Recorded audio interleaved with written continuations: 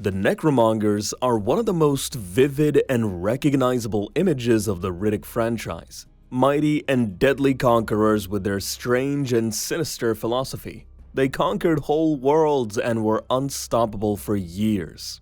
The history of this race was partially revealed in the Chronicles of Riddick, but in reality it is much deeper and more interesting. Before encountering Riddick, the Necromongers had already traversed a long path full of loss and pain. And their story did not end after clashing with the legendary Furion. In this article, I propose to delve into the history of the Necromongers, the mystery of their emergence, epic leaders, their encounters with Riddick, and their subsequent fate, which is now at an interesting crossroads.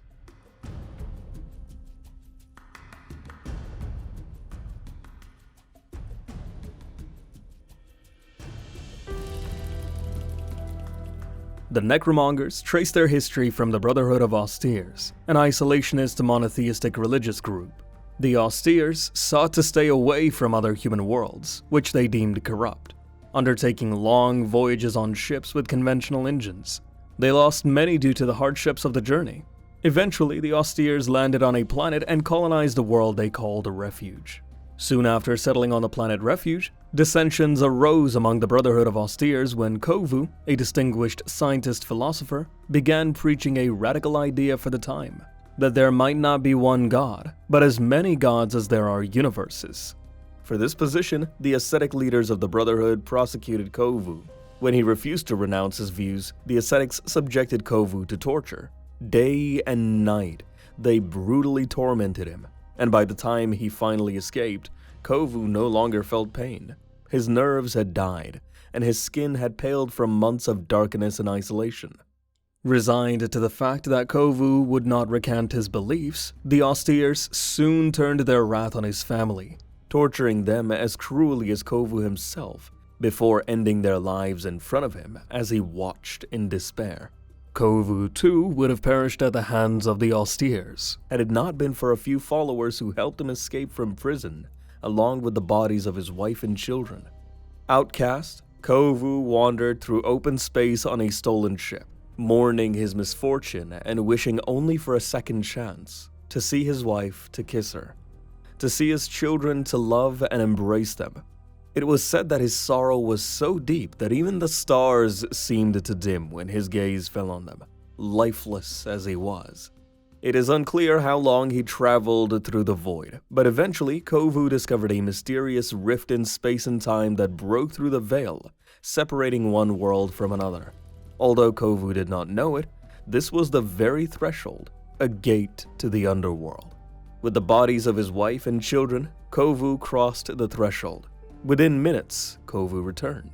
But something had changed in him. He had visibly aged, and his eyes burned with the light of newfound power. He had become stronger, faster, and much wiser than just a few minutes ago. And, boarding the ship, he told an astonishing story. Kovu declared that his family had risen from the dead and now walked the world on the other side of the threshold, in a magnificent place he called the Underworld. There, he said he had lived with them for countless eons until he was finally forced to return to complete what he had begun. Endowed with fantastic new abilities, Kovu exacted his righteous revenge on the Austeres. He effortlessly killed their commanders one by one, whispering to each, "You receive what you kill."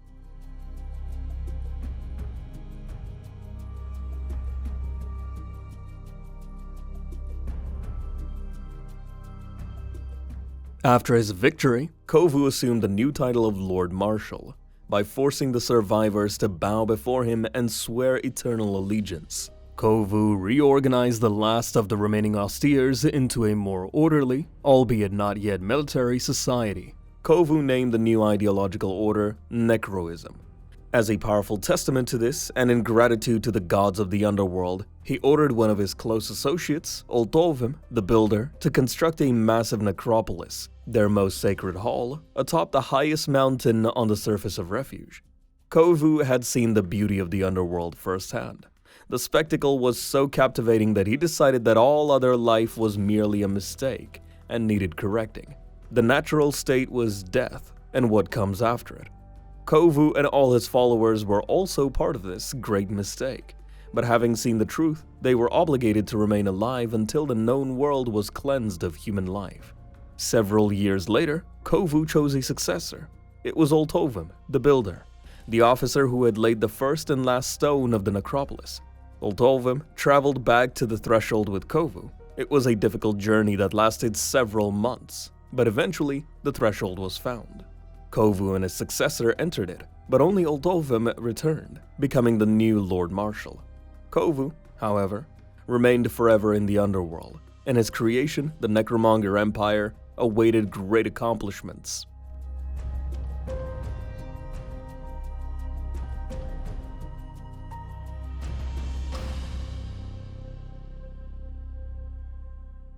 At the start of the Second Regime, disagreements arose among the Necromongers.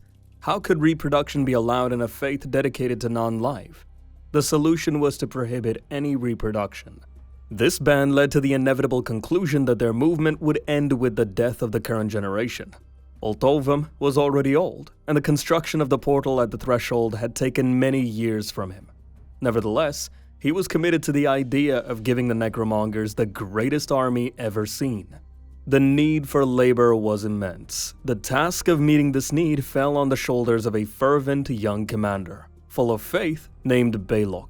He was a staunch follower of Kovu's teachings. Building the armada required new resources, and Balok provided them in record time, conquering and enslaving worlds. It was to him that the Necromongers owed their first military armada, which rose from refuge and set out to conquer all living things.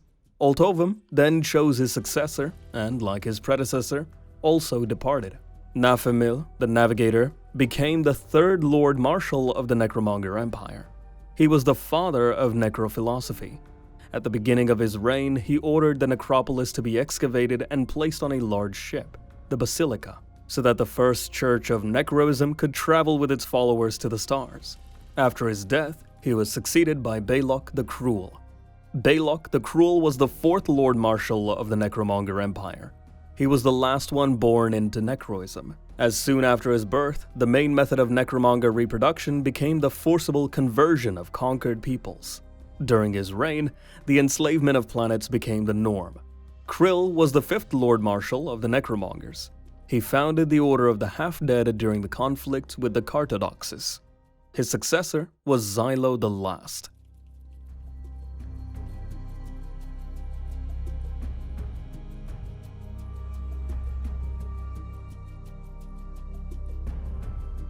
The Necromonger Empire advanced from world to world, leaving only death in its wake. The vanquished were offered a simple choice: undergo the conversion ritual, which would turn them into Necromongers, or perish. During this expansion, the Necromongers once encountered another militarized religious race, the Cartodoxes. A large-scale war erupted between them, from which the Necromongers emerged victorious with great difficulty. Xylo eventually became the sixth Lord Marshal of the Necromongers and the main antagonist in the Chronicles of Riddick. He adopted his people's darkest philosophy regarding planets that refused to convert, infanticide. It was believed that he was the last Lord Marshal, the one who was to lead all Necromongers through the threshold to the glory of the underworld. With the help of an artifact from Helion Prime, which contained secrets of the threshold and the underworld, Xylo was able to use more abilities than his predecessors, making him one of the most powerful, if not the most powerful Lord Marshal in Necromonger history. In his youth, Xylo attacked the world of Furia because of a prophecy that foretold a Furian would one day kill him. Xylo nearly exterminated the entire Furian race, but one boy managed to escape. He grew up and became known as Richard B. Riddick, a wanted criminal, but his path crossed with the Necromongers once again. The race of elementals, guardians of the world, recruited Riddick to fight against the Necromongers. Eventually, Riddick was drawn into conflict with them, and upon learning his past, decided to put an end to Xylo himself. In the final battle with the Lord Marshal, Riddick, though losing, managed to kill the Lord Marshal at the end with the help of his beloved Kira and the intervention of a warlord named Vako. Since the Necromongers had lived by the principle, you keep what you kill from the time of their founder, Kovu, Riddick, according to their laws, became the new Lord Marshal of the giant military armada built for one purpose: to conquer all worlds.